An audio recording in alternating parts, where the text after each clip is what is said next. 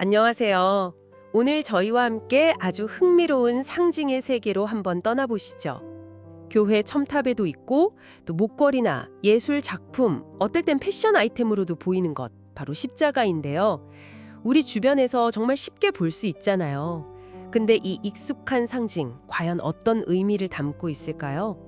단순히 예수님이 처형당했던 도구일까요? 아니면 그보다 훨씬 더 깊은 이야기가 숨어 있을까요?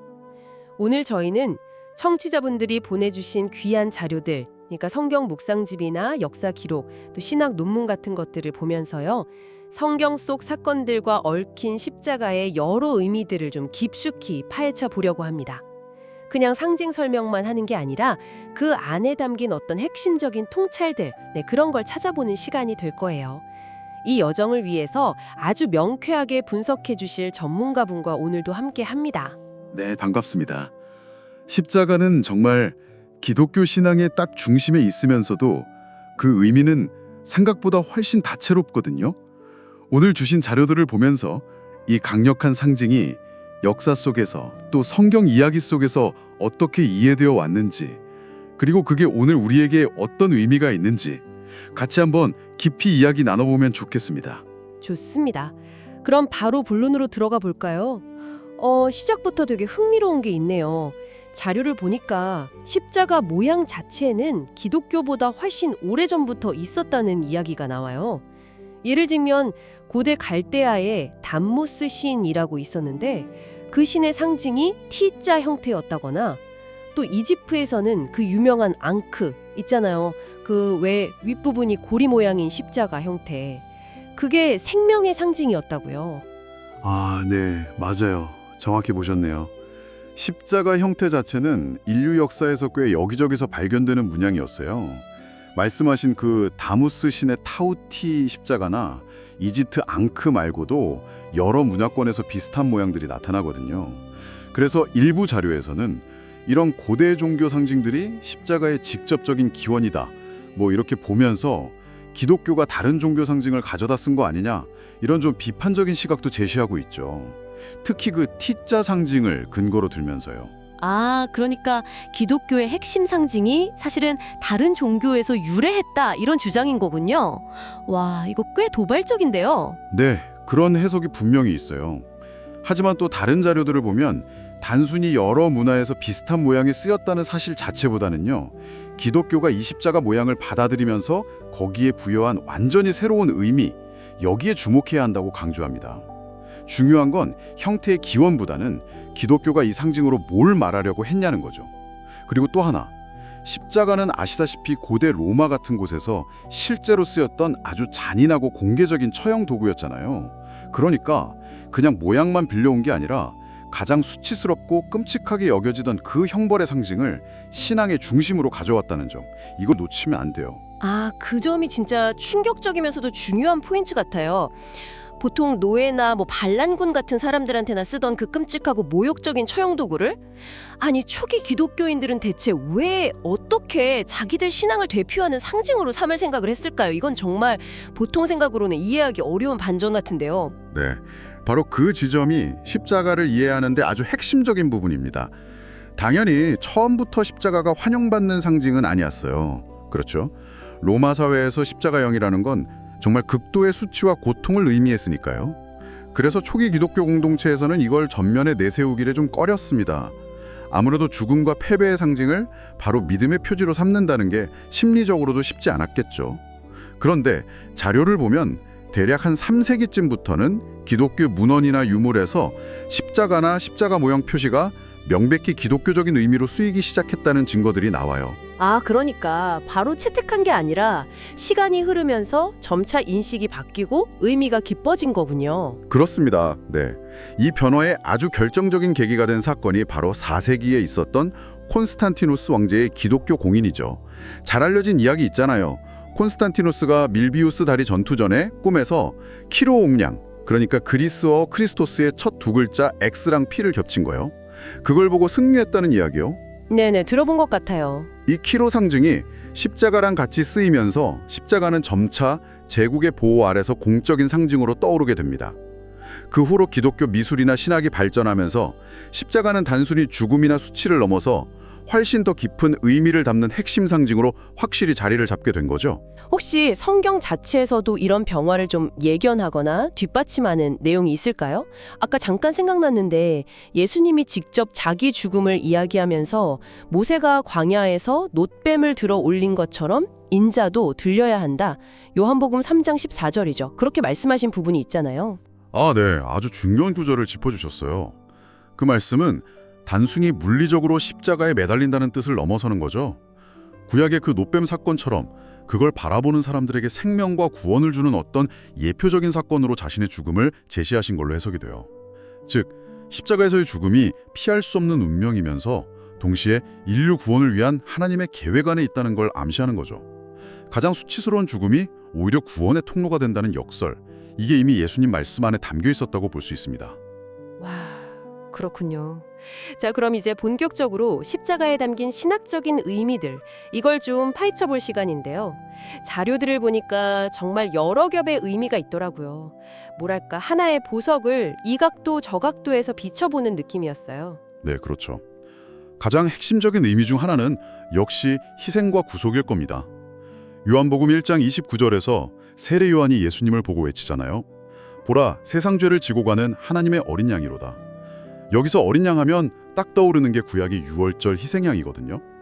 유월절 어린 양이 피 덕분에 이스라엘 백성이 죽음에서 구원받았던 것처럼 예수님의 십자가 희생이 인류를 죄의 속박에서 해방시키는 결정적인 구원 사건이다, 이런 의미죠. 이건 단순히 죄를 용서받는 차원을 넘어서요, 우리 존재 자체가 근본적으로 변화되는 구속, 리뎀션, 이걸 이야기하는 겁니다. 6월절 어린 양 비유는 정말 강렬하네요. 죽음의 상징이 생망의 상징으로 바뀌는 걸 딱 보여주는 것 같아요. 또 다른 희생의 의미도 있을까요? 네. 요한일서 2장 2절을 보면 예수님을 화목제물이라고 표현해요. 이 화목제물이라는 단어가 중요한데요. 이게 뭐냐면 우리 죄 때문에 생긴 하나님의 공의로운 진노, 이걸 가라앉히고 하나님과 우리 사이에 깨진 관계를 회복시키는 제물이라는 뜻이에요.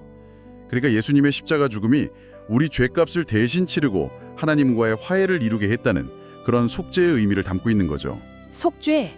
아, 그 개념과 관련해서 자료에 보니까 종교개혁가 켈빈의 형벌대속 이론이 나오던데요. 이건 좀 더 설명해 주실 수 있을까요? 네. 형벌대속, penal substitution. 말 그대로 우리가 받아야 할 죄의 형벌을 그리스도께서 대신 받으셨다, 이런 개념이에요. 켈빈 신학에서 아주 중요한 부분인데요. 이걸 통해서 하나님의 공의가 만족되었다, 이렇게 설명을 하죠. 근데 중요한 건 자료에서도 지적하듯이 켈빈의 십자가 이해가 단순히 형벌대속 이 틀 하나에만 딱 갇혀있진 않다는 거예요. 켈빈은 그리스도의 십자가를 하나님의 어떤 무한한 자비와 사랑, 또 그리스도의 자발적인 순종, 그리고 사탄과 죽음에 대한 승리, 이런 훨씬 다층적이고 포괄적인 관점에서 봤어요. 그러니까 하나님의 정의와 사랑이 십자가에서 어떻게 만나는지 이걸 좀 균형 있게 설명하려고 했고요. 그리스도의 죽음만이 우리 죄 문제를 해결할 수 있는 유일한 방법, 유일한 충족, satisfaction이라고 강조했죠. 물론 이 형벌대속 개념 자체에 대해서는 역사적으로 여러 신학적 논쟁이나 비판도 계속 있어 왔고요. 와, 상당히 깊은 신학적 논의네요. 그런데 이런 복잡한 이론들이 결국에는 아까 본 묵상집에 나온 것처럼 나를 위해 예수님이 그 십자가를 지셨다는 아주 개인적이고 실존적인 신앙 고백으로 이어진다는 점이 인상 깊어요. 청취자분들은 이 희생과 구속의 의미를 어떻게 느끼고 계실지 궁금해지네요. 근데 십자가가 꼭 고통과 희생만 상징하는 건 아니잖아요. 오히려 그 반대에 승리와 희망의 메시지가 아주 강력하게 담겨 있다는 점도 여러 자료에서 공통적으로 이야기하고 있어요. 맞습니다. 십자가는 절대 이야기의 끝이 아니죠. 기독교 신앙에서 십자가는 언제나 부활과 연결돼요. 죽음을 이기고 다시 살아나신 그리스도를 통해서 십자가는 절망이 아니라 영원한 생명과 희망의 상징으로 완전히 바뀌는 겁니다. 그리고 또 십자가는 죄와 죽음 그리고 사탄의 권세에 대한 그리스도의 최종적인 승리를 선포하는 사건이기도 하고요. 바로 그 패배처럼 보이는 자리에서 가장 위대한 승리가 이루어졌다는 역설, 이게 핵심이죠. 예수님이 십자가 위에서 마지막 숨을 거두시기 직전에 외치신 그 말, 다 이루었다, 테텔레스타이.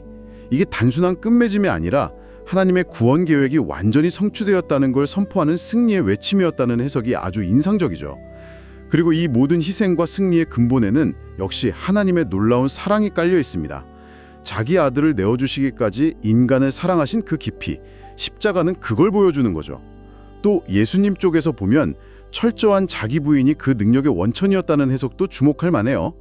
겟세마네 동산에서 내 뜻대로 마시고 아버지의 원대로 하옵소서 기도하셨던 것처럼 자신의 뜻을 내려놓고 하나님의 뜻에 완전히 순종하신 것, 그게 십자가로 이어졌고 바로 그 순종이 세상을 구원하는 능력이 되었다는 겁니다. 그렇다면 그 십자가의 사랑과 자기 부인이 오늘 우리에게 요구하는 건 뭘까요? 그냥 그 사실을 머리로 믿는 것에서 그치는 건 아닐 텐데요. 네, 아주 정확한 질문이십니다. 십자가는 그냥 지적인 동의를 넘어서 우리 삶의 근본적인 변화를 요구해요. 요한복음 15장에 나오는 포도나무 비유를 생각해 보면 좋을 것 같아요. 예수님이 자신은 포도나무고 우리는 가지라고 하시면서 우리한테 붙어 있어야 열매를 맺을 수 있다고 하셨잖아요. 여기서 열매라는 건 단순히 개인적인 경건 생활을 넘어서는 거예요. 십자가에서 보여주신 그 그리스도의 사랑을 우리의 삶으로 직접 살아내는 것, 이웃을 위해서 기꺼이 희생하고 섬기는 삶, 친구를 위해 자기 목숨을 내어놓는 것과 같은 자기희생적인 사랑의 실천, 이런 걸 의미하는 거죠. 신학적으로는 이걸 성화, sanctification이라고 부릅니다. 십자가 복음을 믿는 것에서 더 나아가서 그 복음이 우리 삶을 거룩하게 변화시켜 나가는 과정인 거죠. 아, 그 묵상집에서 봤던 그리스도의 향기를 드러내는 삶이라는 표현과 딱 맞아떨어지네요. 결국 우리의 삶 자체가 십자가의 메시지를 증언하는 그런 예배가 되어야 한다는 도전으로 들립니다. 네, 그렇습니다. 그리고 또 하나, 십자가는 고난과의 연대라는 아주 중요한 의미를 가집니다. 그리스도께서 인간이 겪을 수 있는 가장 극심한 고통, 버려짐의 상징이 십자가에 달리셨다는 건 인간의 모든 슬픔과 비참함에 직접 함께 하셨다는 걸 보여주는 거거든요. 십자가는 결코 우리의 이 고통스러운 현실과 동떨어진 그냥 아름다운 상징이 아니에요. 오히려 그 고통의 한가운데 하나님께서 우리와 함께 계시다는 가장 강력한 증거인 셈이죠. 아, 그래서 그 묵상집 쓰신 분이 낯선 땅에서의 이민 생활이나 질병, 경제적 어려움 속에서도 하나님이 눈물을 닦아주신다는 위로를 경험할 수 있었던 거군요. 내가 겪는 고통의 자리에 이미 주님께서 십자가를 통해 함께 하셨다는 믿음, 이게 정말 큰 힘이 되었을 것 같아요. 이렇게 깊고 다양한 신학적 의미를 가진 십자가가 보니까 시각적으로도 참 여러 형태로 표현된다는 점도 재밌어요. 자료들 보니까 가로 세로 길이가 같은 그리스 정교의 십자가도 있고, 우리가 제일 흔히 보는 세로가 길 라틴 십자가도 있고, 또 동방정교회에서 주로 쓰는 가로막대가 3개 있는 십자가, 켈트 문화권의 그 원형 장식이 결합된 켈트 십자가.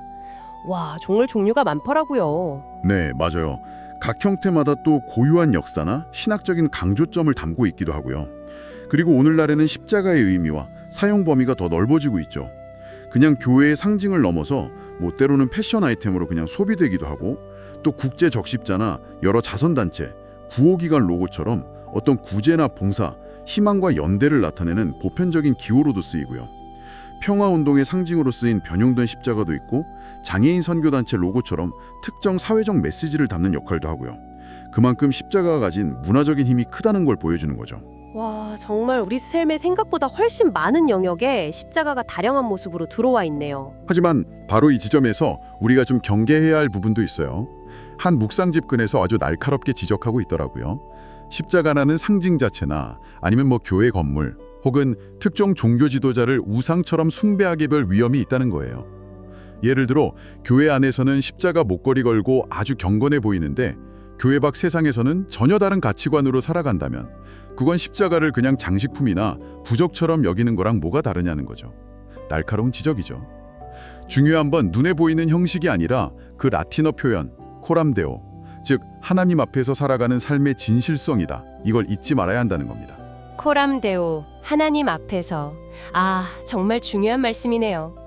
상징의 의미를 되새기는 것만큼이나 그 상징이 가리키는 본질, 그걸 살아내는 게 중요하다는 말씀이시군요.